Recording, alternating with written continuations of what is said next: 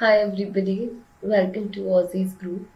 This is Vidisha Vitlani and I hope you guys are doing well today. Clearly I'm not. The flu's gotten over me and please take care of yourselves before preparing for the exam. That's the first tip I want to give you. If you fit in fine, you'll be able to do everything. So yes, welcome to Aussie's group and this is Vidisha. And let's begin our live session. I hope I'm audible. In case I'm not, if any word is not clear, please put it under your, please put it in the comment section. I'll be clarifying it. Right. So today's section is about the common errors that you make. It's a very important section. See, you come across a lot of times where you've given all your heart, you've just prepared a lot for the exams, but on the actual exam day, you end up missing something or the other, and that's what really affects your scores, right? So, today I'm going to take you through all those things that actually happen during an exam, all those things that I come across as an examiner wherein I feel that these are the most common mistakes a student can make. And we will be going through it for some time. It's going to be a quick session, unlike most of these sessions. But please make sure those who have their exams upcoming week, I want you to take them. I want you to read this particular session very, very carefully. I want you to mentally make notes of them. Also, there are a few important things that I would want to tell you, and before the exam this is a must see presentation. So I'll tell you the drill of this thing. uh, I'll be going through the presentation. At the end I'll be entertaining any doubts. Meanwhile, if you have any queries, you can post your queries in the comment section, and if you're watching it on YouTube as well, you can post it in the comment section. I'll be very happy to help you. So first we'll begin with the receptive skills. Also, if in these components, if there is any problem that you guys face, if there is any query that you guys face that you want me to solve, again please post it in the comment section. Okay, so coming to the receptive skills, that is your listening and reading. What are the first mistakes that you prominently make? The first of the mistakes that somebody commonly makes is in terms of spellings. Now, see, most of the spellings we commonly know, okay? So, most of the spellings we're aware of. But there are certain, times when you're not aware of something, when certain times that you're not really, into it. So this is something that you really have to work on. Now see, there are some spellings that might confuse you. So you have to make sure that these spellings are, on. Okay. So I'll give you an example, right? Uh, so I had gone for, like, I have a very good student who had gone for an exam, and that person had a doubt. Okay, the answer was desert. Desert, desert. Okay, and he was really confused that whether it's DE single S or DE double S. And the moment that came across, like the answer was single S, but out of panic, you tend to forget these spellings. So whatever spellings actually confuse you, whatever spellings you're not aware of, whatever spellings you're not able to do properly, make sure that you actually go through them properly. Okay, there are few spellings which are tricky and which you keep on using. For example, with like writing, it's very basic word, but then I come across a lot of students who write a double T instead of a single T, and that's not exactly correct, right? Also, there are few spellings that are they sound similar. Your homophones technically. Again, for example, I's and C's, or you miss out an E, the entire spelling goes wrong. Okay, so that's the first error. Please be very careful with it. The second answer is the word limit. Okay, let me explain this to you. A lot of students have always had confusion with the word limit. So I'll explain the word limit to you. Whenever you see and, okay, and always signifies plus. And is always going to signify plus for you.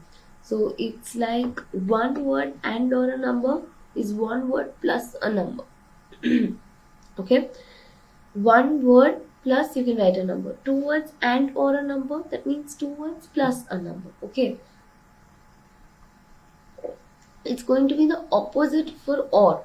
or symbolizes either or. So two words or a number, it's going to be one word, one number. That's two words is your maximum limit then.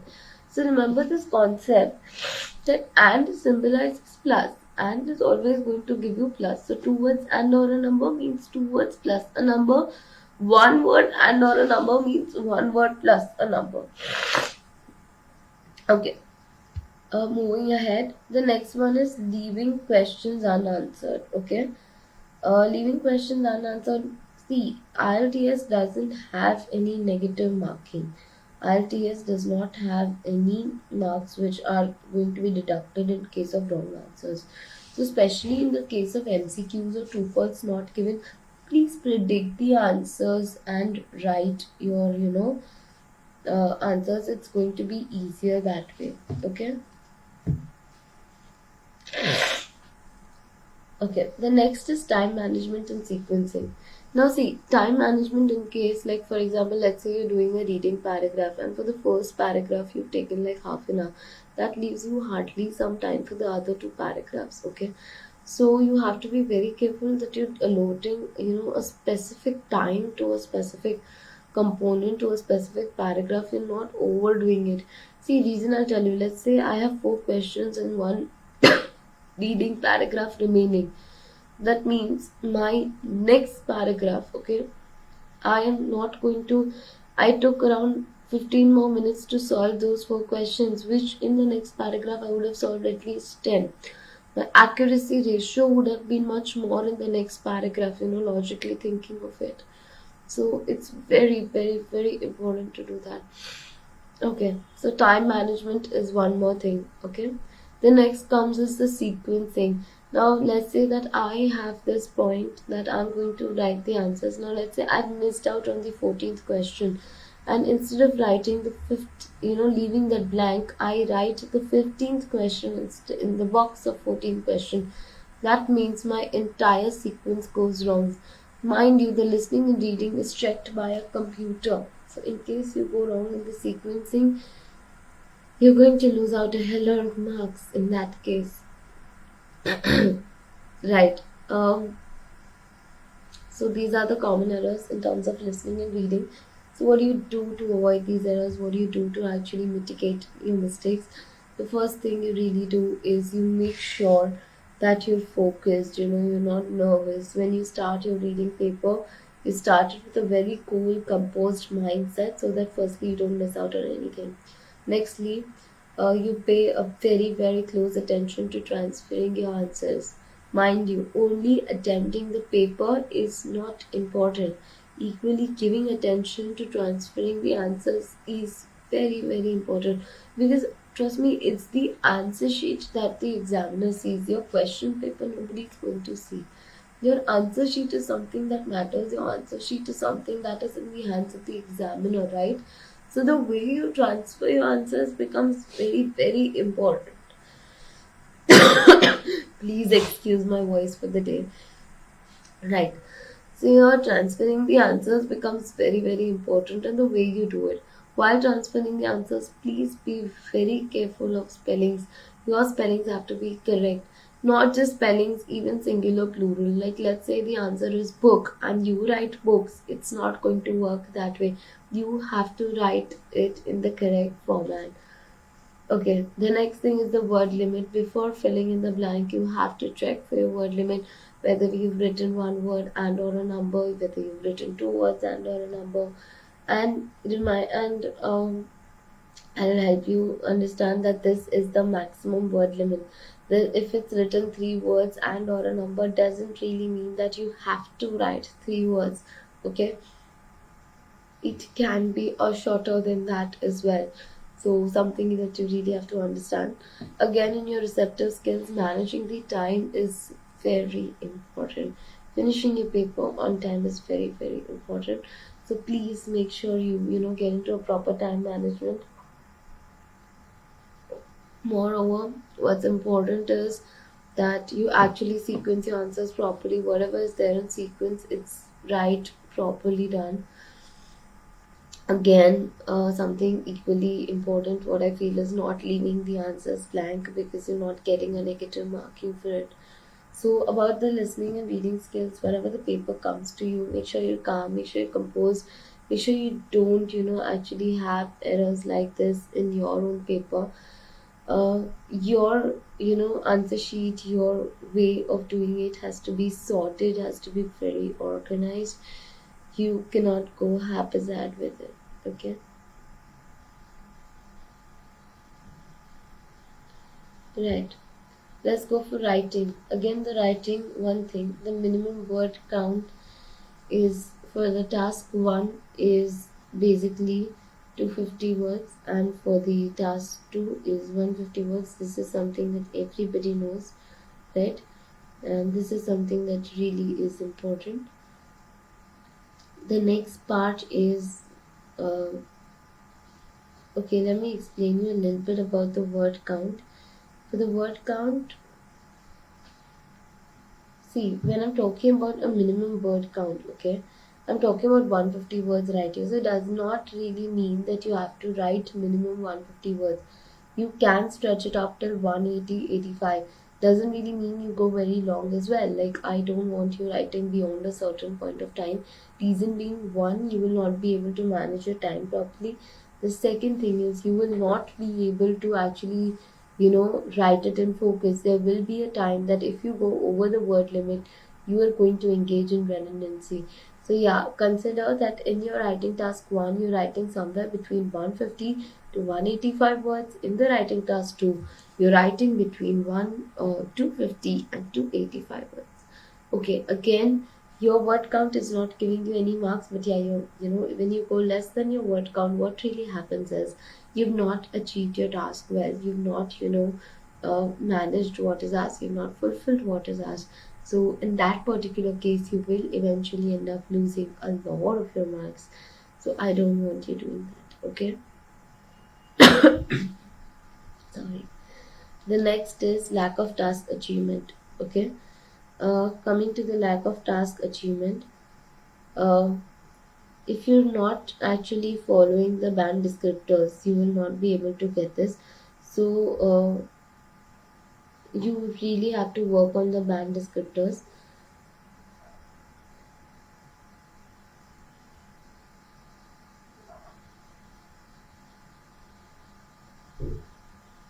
Okay. Now the first thing is that explanation of the ideas. I always keep on saying whenever I have taken a writing component, I will always put forward that explaining the ideas is very, very important. You don't just really have to list down the questions. You really don't need to just make a list of it. Rather, I want you to explain it properly. Rather, a very good in-depth explanation is important. A one or two um, ideas is going to be perfect for me if explained properly. I like, let's say I'm asking you the cause of pollution. You give me five causes of pollution, but you don't explain even one, right? So that's not going to give me marks. Rather, I'd say explain me, give me one or two causes, but yeah, have a proper in-depth explanation for it. That's very important. Okay, understanding what is asked, what type of a task it is. For example, if it's a letter, first really understand what type of a letter it is. Is it like a formal, is it informal, is it semi-formal? For the essay, you have to understand what type of an essay it is. Like, is it like an agree disagree essay? Is your opinion asked? Is your opinion not asked? Is it an advantage disadvantage? Is it causes consequence? What sort of an essay is it? So that's really, really important. Okay, again, understanding the question type is important. Like, for example, if I am asking you the causes of pollution, I want the causes of pollution, I don't want the solutions to it. So yeah, answering what is asked, like I always tell in the my students that in list in the entire exam, remember this golden rule: answering what is asked. That's much, much more important than anything else, right? Moving on, what grammar errors can you make? So before going to the error portion, I really want you to understand that it is really important to understand the band descriptor table when it comes to the writing and the speaking portion. So coming to the writing and speaking portion, if you're not understanding the band descriptor table, if you're not, really understanding the pointers, extremely sorry.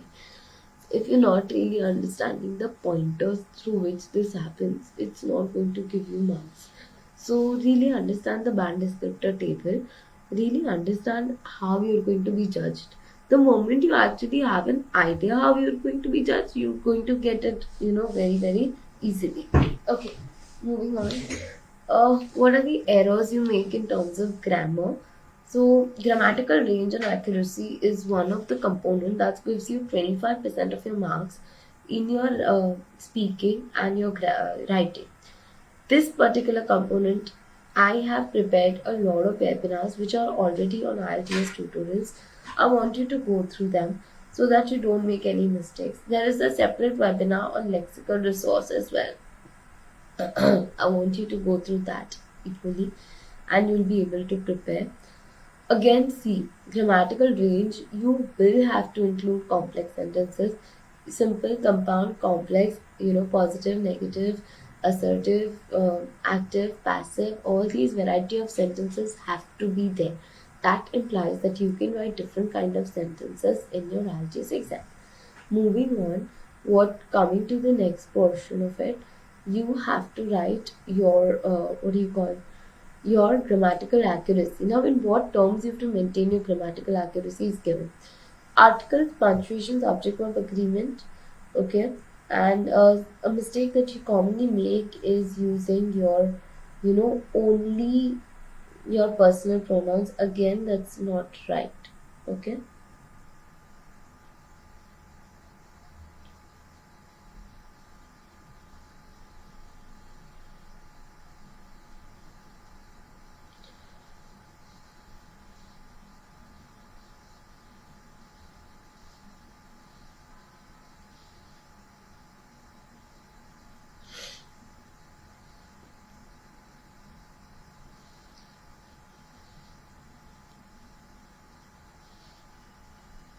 Right. So coming to articles and punctuations, normally when we use articles and punctuations, what really happens is that we're not very sure. Like basically when we're using articles, when we're using punctuations, we're not very conscious of it. Like honestly, we've never been assessed for it. So hence that consciousness is nowhere there. This is something that you really have to work on, have to include that thing so as to get it. Okay. Another very important point here is not forgetting it's not just grammar that you assess, that it's also the content. So yeah, moving on with the writing portion, if you really want to avoid it, you have to make sure that all the band descriptors are taken care of, all the points are checked, you've written the answer as is asked. Main thing is you really have to focus on that. Again, one thing, you don't have to write short forms, don't forget about it. Okay, let me move on. See, these are some quick tips that I've jotted it down so that you actually get it. Coming to quick tips,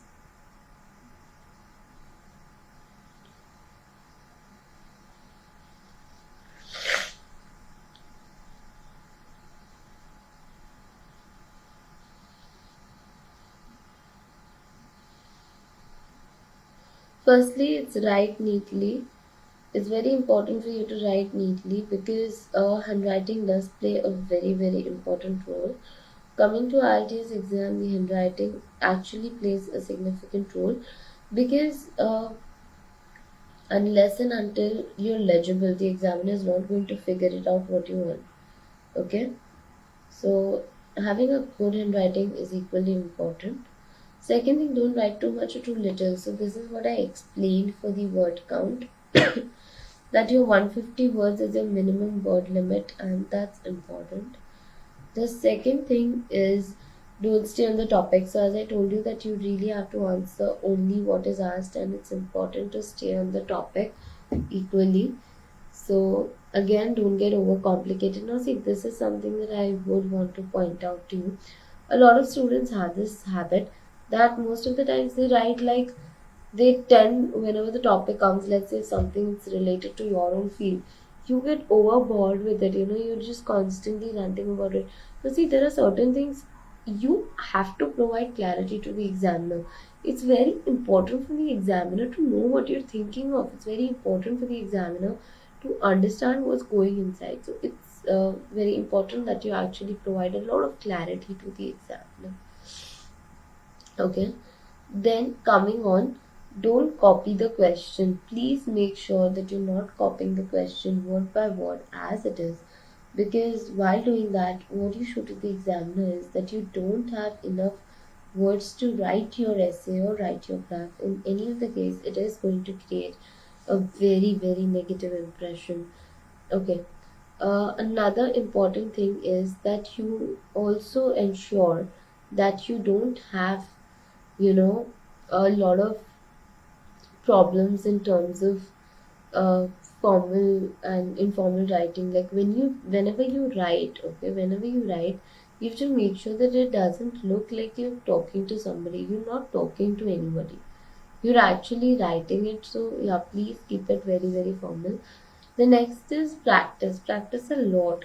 Do not go to the exam without actually, taking, preparing yourself well, because if you do so, ultimately it's going to not help you at all.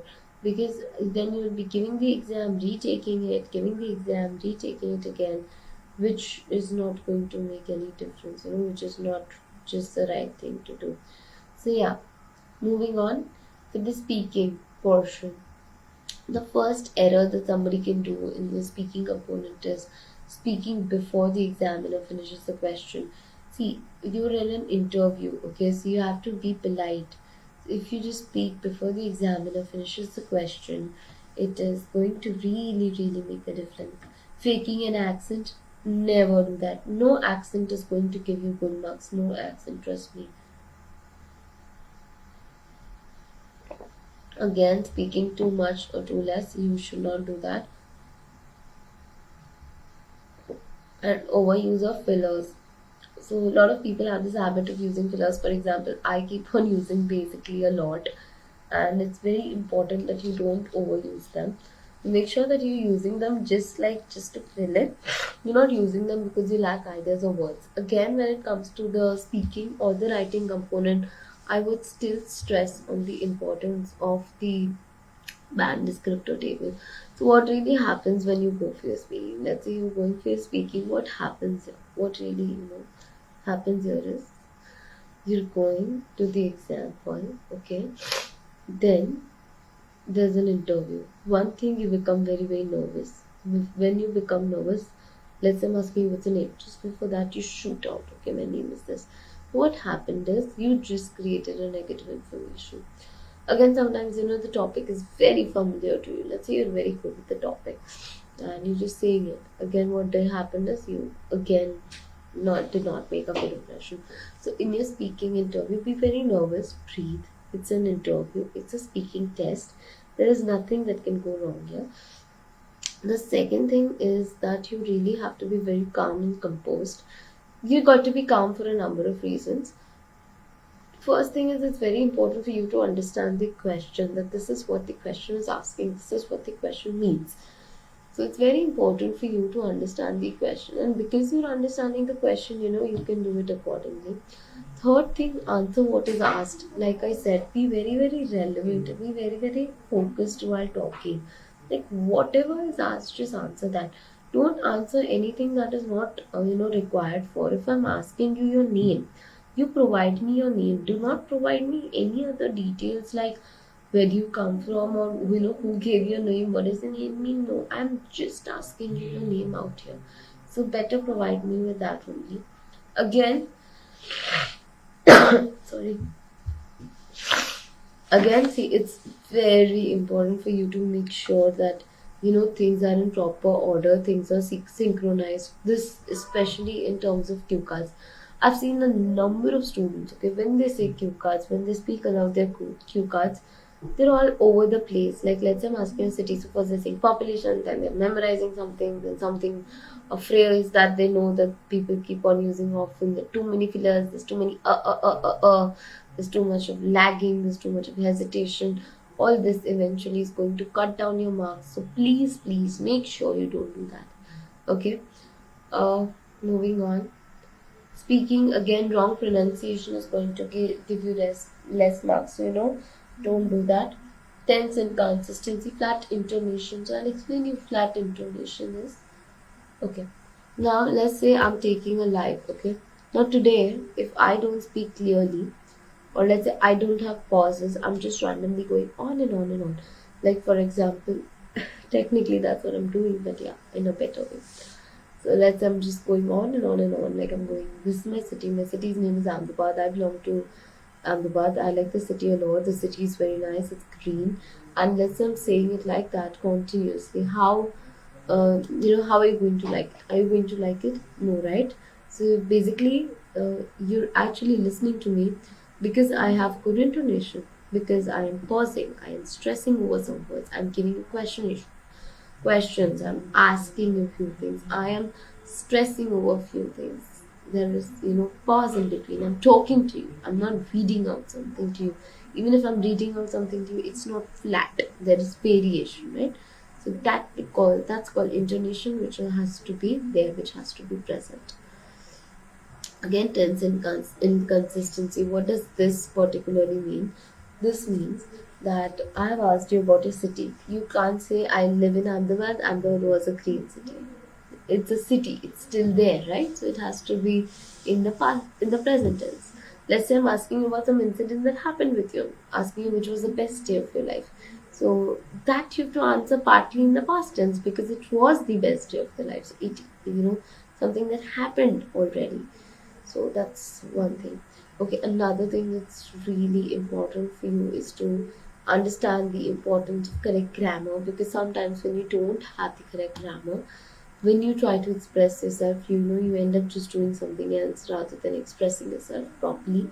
So correct grammar is very, very important. Do not go for memorized answers. Never in the exam. Sorry. Never in the exam go for any sort of memorized answers. Ultimately, memorized answers are going to, eventually lower your scores.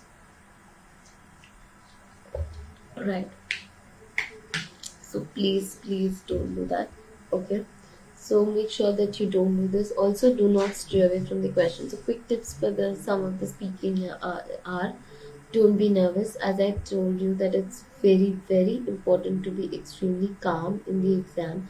Unless and until you're calm, unless and until you are sorted, you will not be able to answer properly. If you're not answering properly, you are eventually going to lose out a lot many marks than what you think. Keep it like a conversation. That's where the intonation works. That's where the intonation comes into practice. The more you keep it like a conversation. Now see, it's a speaking interview. Okay, you're actually interviewing with somebody, so you're talking to a human. So a lot of people have this cue card thing. Like when they start saying the cue card, they're just on and on and on, blah blah blah blah, and without even looking at the examiner, without doing anything. Don't do that. There is a human who's sitting in right in front of you, is wanting to talk to you, so you really have to be very careful. So this is something that you really have to understand. Okay. Moving ahead, do not show off. Please avoid flaunting a lot. Avoid short answers or long answers. See, now the length of your answers, I want to just listen to this, focus on this. For the speaking component, a lot of students tell me that what is the ideal length of the answers. If you've seen my speaking webinars, you will understand that when I'm talking about introduction or when I'm talking about the cue card answers, I don't want them to be very long. I want them to be complete. The introduction questions are generally shorter. Cue card is slightly longer, slightly a bit more explanations required there, but slight. You don't have to go on and on and on for 2 minutes, right? So you have to understand the fact that your cue card is something that really works well, and 2 minutes is the ideal length for it. They might stop you before and doesn't mean anything. As far as the introduction and the conclusion is concerned, you really have to ensure that those answers are complete, not very lengthy but complete. I stress on the fact complete. So I always give this example. So if the examiner is asking me, do you like listening to music? The answer can be, I'm very fond of listening to music because it just makes me feel stress free and rejuvenated. So this is a very complete answer, but it's not very long. It's just like a one liner. I have expressed what I feel. So this is what I expect you to do as well. Uh, don't use memorized phrases. I cannot stop stressing on this. I have known people who actually memorize so much in IELTS. There are trainers who, actually give a whole format, a memorized format. I would love to do so, and I am tempted to give you guys a template too. But trust me, eventually it's going to cost you your marks, which I don't want. So yeah, please, please make sure that that's not happening. If you draw blank, please try to say something. Like, don't, as I always say, don't leave your answers incomplete. Don't leave your answers totally incomplete. So please make sure that you're doing that right. Okay, moving on. If please vary your vocabulary, vary your grammar. Your vocab has to be different, your grammar has to be different, so that's something that you really have to understand. Questions can be changed. Now see, vary your vocabulary in the sense, don't keep on using the same word over and over again. I know, there are some words that just get stuck onto you and you end up using them over and over. Happens to a lot of people, it's very common. It's something that you really have to avoid. So see, this session is actually very, very important, much more than what you can think. Obviously, some of this you already know, but honestly, when you listen to it on the last day, all this will click you, you just get, reminded of it. And just trust me, listen to this on the last day of your exam, and you will see a drastic change in your score. And you will come back to me for this, and I have known people for this. So if there is nobody to give you last minute tips, if you really want some last minute tips, please save this. Please save this in your archive folder. Keep it wherever you want. Listen to it whenever you go before the exam. Send it to your friends. Send it to people who are appearing for IELTS. Please share this. That's important. All the tips are given here. There are things that you prepare very well. You prepare like to the T. Still not get marks. It's because of this. So on the last day, this is a 30-minute video that is a must listen, must keep in mind, though you know all of this. Okay, so I'll just repeat few extreme don'ts that you don't have to do for you. So I don't want to keep on being redundant again. So first thing, listening and reading. Write your answers in pencil. Write your answers in block letters. Do not make spelling mistakes. Do not make mistakes in terms of singular, plural. Transfer your answers properly. If you listen to me, I would recommend that take one paragraph and transfer, take the second paragraph and transfer. Manage your time well, sequence your answers well. That's in terms of reading and listening. For writing, please watch the band descriptor, please read the band descriptor table, understand the format of each and every type of essay. Once you're done doing that, I want you to understand, check your answer, check for grammar mistakes, check for spelling mistakes, check for going out of focus, check for redundancy, check for all of this. Write neatly. Your handwriting, the examiner should be able to understand your handwriting. You cannot go so haphazard with things. Your writing is something that the examiner should be able to figure out. Okay, then coming on after the that thing, you really have to make sure that your spellings are correct and your grammar is correct. You have added linkers. That's one more thing I want you to check. Don't memorize any templates, please. That's a request. Okay, moving on to speaking. Be very calm, don't be nervous. It's just like a conversation. Don't keep it very flat, keep changing it. Be expressive, talk to the examiner. Okay, that's the most important part in the speaking. Try wearing your words. Keep it calm, keep it simple. So this is a session just for preparing something right before the exam. If you like this video, please like, share, subscribe to our tutorials. You can subscribe to our IELTS tutorials in case you want more videos. I have done a few of them in the in the previous ones. There is in-depth explanation of each of the component. You can always go through them. Especially please go through the videos of grammatical range, accuracy and band descriptors and the format of the task. That's important. If you have any queries relating to this session, please post it in the comment box. And you can join us on Telegram. You can join us for one-to-one sessions in case you want an in-depth knowledge of this.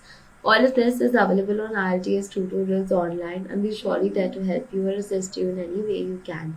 case you want writing correction services, or in case you want the writing sessions or any one-to-one sessions, we're always available. And you can join us on Telegram also. I keep saying this. And for those who have your exams next week, all the very best. I hope you get your desired score. I hope you don't make these mistakes in your exam. Please, please keep all this in mind. And right before your exam, if you need anybody to talk to, if you need anybody to help, you can always call us, and we're there. All right. Thank you so much, guys. I will see you next week. I will see you next Saturday. Please keep, please be in good health. The weather's on to you, so don't get under the weather like I have. And wishing you all the best for your exams, guys. Thank you.